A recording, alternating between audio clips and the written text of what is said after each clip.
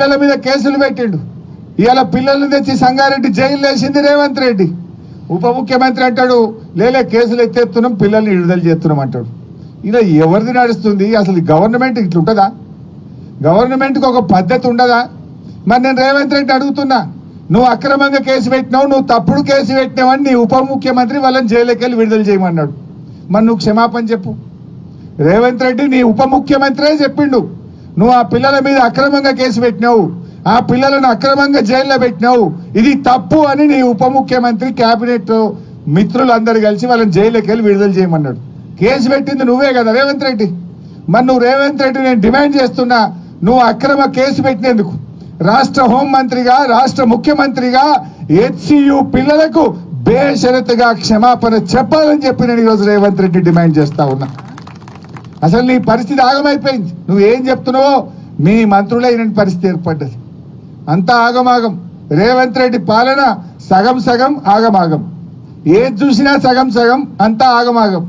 మూసి మూసి అన్నాడు 3 నెలలు ఉరికిండు, ఎల్లెలకెళ్ళబడ్డాడు. హైడ్రా హైడ్రా అన్నాడు 6 నెలలు ఉరికిండు, ఎల్లెలకెళ్ళబడ్డాడు. ఏదన్నా ఒక్కటన్నా కొనెళ్ళిందా? దేవుళ్ళ మీద ఒట్టు పెట్టిండు 15 ఆగస్టు కల్లా రుణమాఫీ చేస్తా, అటున్న సూర్యుడు ఇటు పొడిచిన భూమి ఆకాశం ఒక్కటైనా 15 ఆగస్టుకు రుణమాఫీ ఆగది, మొత్తం చేస్తా అన్నాడు. చేసిండా?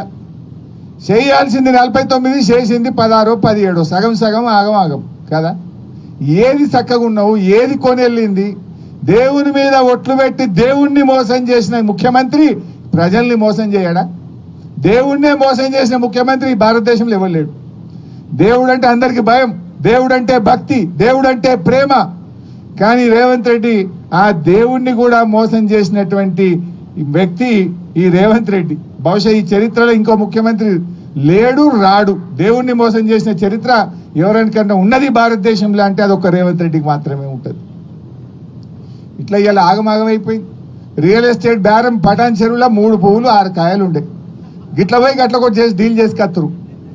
ఎన్ఆర్ఐలు హైదరాబాద్కి వెళ్ళి ఎవరు చూడు పటాన్ చెరువులో ప్లాట్ కొద్దురు.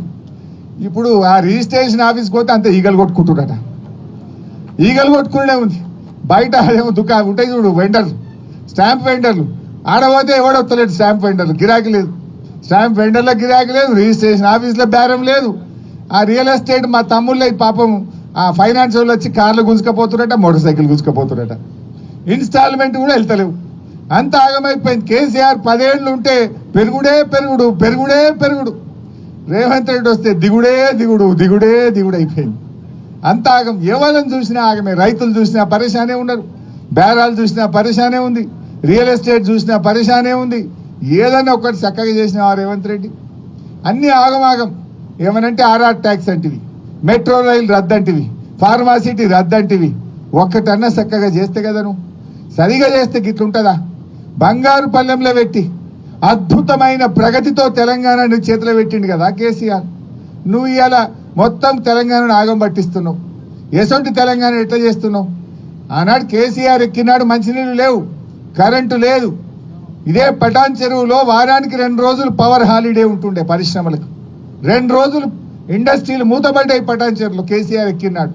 కానీ ఏడాది లోపలనే కేసీఆర్ 24 గంటల కరెంటు పరిశ్రమలకు ఇచ్చిండు, ఇండ్లకు ఇచ్చిండు, రైతులకు ఇచ్చిండు, కడుపు నిండా కరెంటు ఇచ్చి చూపించిండు. ఇదే పటాన్ చెరువులో మంచినీళ్ళు లేక అమీన్పూర్ దిక్కుపోతే బిందెలు పట్టుకొని ట్యాంకర్లు ఇంకా పోదురు. 3 రోజులకు ఒక్కసారి నీళ్ళు వస్తుండే అమీన్పూర్లో. బొల్లారంలో అంతా కలుషితమైన నీళ్లు ఉంటుండే. అటువంటి బొల్లారంకు, అమీన్పూర్కు, పటాన్ చెరువుకు స్వచ్ఛమైన గోదావరి జలాలు, మంజీరా జలాలు తెచ్చి ఇంటింటికి ఇచ్చి తాగునీటి కష్టాలు తెచ్చింది బీఆర్ఎస్ పార్టీ కాదా అని నేను అడుగుతా ఉన్నా. ఏం చేసినావు రేవంత్ రెడ్డి? 1,58,000 కోట్ల అప్పు తెచ్చినావు ఏడాదిలో. 1,58,000 కోట్ల అప్పు తెచ్చి నువ్వు చేసిన పని ఏమన్నా ఉన్నదా?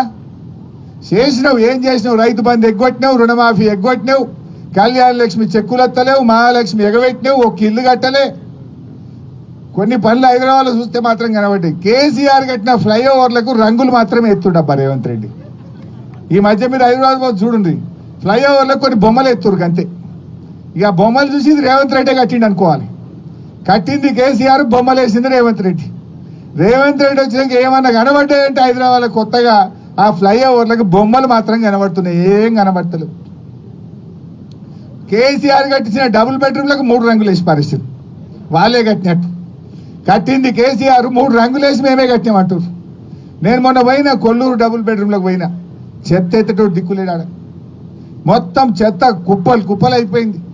గంత మంచి డబుల్ బెడ్రూమ్ ఇల్లు కేసీఆర్ కట్టిస్తే ఆడో దవాఖాన లేదు, నీళ్లు చక్కగా వస్తలేవు, కరెంటు చక్కగా వస్తలేదు, మున్సిపాలిటీ వాళ్ళు చెత్త ఎత్తుతలేరు, అంత ఆగమాగం అయిపోయిన పరిస్థితి ఉన్నది.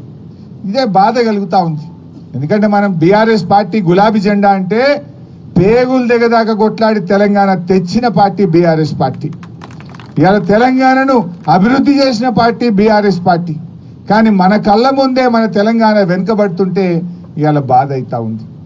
దేశం మొత్తం తెలంగాణ దిక్కు చూసింది.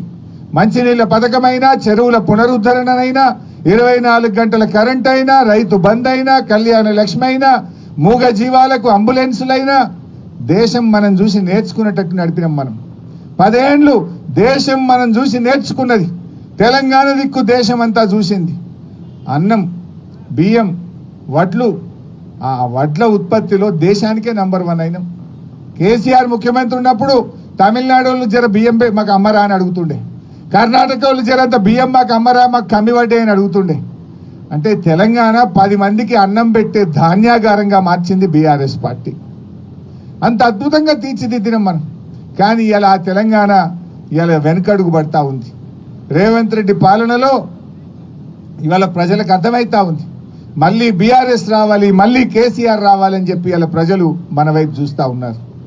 మన ఉమ్మడి మెదక్ జిల్లా రూరల్ తెలంగాణలో అత్యధికంగా 7 సీట్లు గెలిచి మెదక్ జిల్లా బీఆర్ఎస్ కు అండగా నిలబడ్డది. మనమందరం కష్టపడాలి. మళ్ళీ ఎప్పుడు ఎన్నికలు వచ్చినా 10కి 10 బీఆర్ఎస్ గెలిపించి మనం కేసీఆర్ కు బహుమతిగా ఇవ్వాలి, ఇస్తామన్న నమ్మకం కూడా నాకు ఉన్నది. ప్రజలు మన వైపే చూస్తున్నారు, నమ్మకం మన వైపే ఉంది. తేలిపోయింది. రేవంత్ రెడ్డి అన్ని మాయ మాటలు, భ్రమలు, ఇవన్నీ నీటి బుడగలు అనేటువంటి విషయం ఇవాళ ప్రజలకు అర్థమవుతా ఉంది. ఇవాళ కేసీఆర్ మాట అంటే మాట మీద నిలబడ్డాడు. అభివృద్ధి పథంలో దీన్ని నడిపించి చూపించిండు. అరేగా పటాన్ చెరువులో నేను రిజిస్ట్రేషన్ ఆఫీస్ శాంక్షన్ ఇచ్చిన, పటాన్ చెరువుకు ఆర్డీఓ ఆఫీస్ జీవో తెచ్చిచ్చినాం. రేవంత్ రెడ్డి వచ్చి ఏడాది అర్థమైనా ఆర్డీఓ ఆఫీసు రిబ్బన్ కత్తిరియరు, రిజిస్ట్రేషన్ ఆఫీసు చాలు చేయరు. ఇదేం గవర్నమెంటు? కొత్త ఇచ్చుడు ఇచ్చిపెట్టండి. కేసీఆర్ ఇచ్చినవి కూడా నడవయా? ఆడ గంత పెద్ద సూపర్ స్పెషాలిటీ ఆసుపత్రి, 200 పడకల ఆసుపత్రి పటాన్ చెరువులో కేసీఆర్ శాంక్షన్ ఇచ్చి ఆయనే వచ్చి స్వయంగా కొబ్బరికాయ కొట్టిండు. ఏడాది అర్థమైనా ఇంకా